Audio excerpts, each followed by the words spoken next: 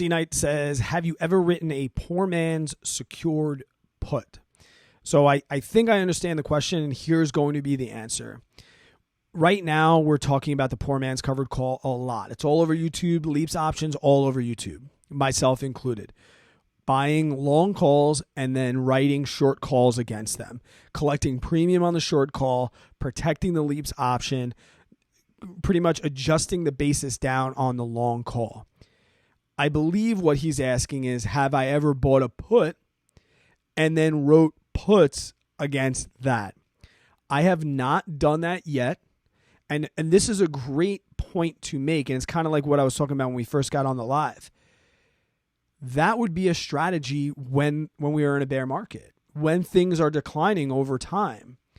Currently, right now, that doesn't make sense as far as I'm concerned, in my opinion, because the way I see it, I still believe things are going to go up in the long term with my Leaps, right? We're going more than a year, sometimes even more if we can. So I'm thinking it's going to go up, it's going to go up, it's going to go up. I don't really love the idea of betting against companies. I can't say never. I bought a put on Nikola, when the truck company that wasn't really a truck company and everyone was hyping it, made a few bucks. But I haven't bought any puts because I don't really want to bet against companies. I think that's like, if you become public and you're a good company, I don't really trade with stocks that, even if we look at my, let's take a look at my actual portfolio and see like what I'm trading, you'll get a better idea what I'm talking about. I don't really trade stocks that have, that don't have a really big track record or really big history was what I mean. So if we see, and if you're on a phone and it's a little small, I apologize, but Hewlett Packard, Starbucks, Tattoo Chef is a little speculative, but they've been actually around for a little bit.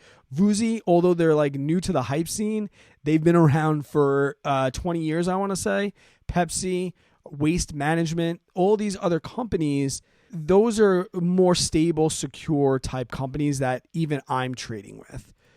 So with that type of company that I'm trading with, I don't see I'm not betting against any of them right now. So it's not that I'm against buying a put and then doing, for those of you that know what's going on here and know what this is, like for a poor man's covered call, it's really just a debit spread, right?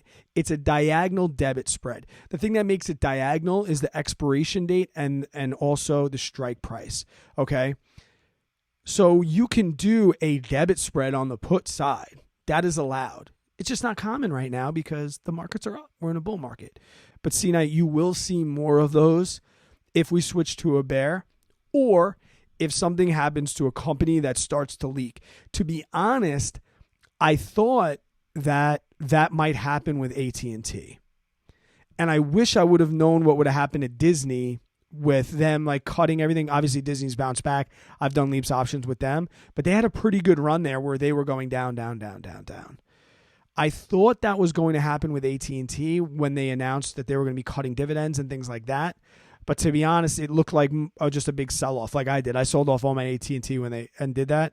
So it didn't look like people were holding on and selling off over time, which is why I didn't make that move. But that was an example of a secure company that makes an announcement that I thought might drop that down over time. Thanks for the question, but I really appreciate it.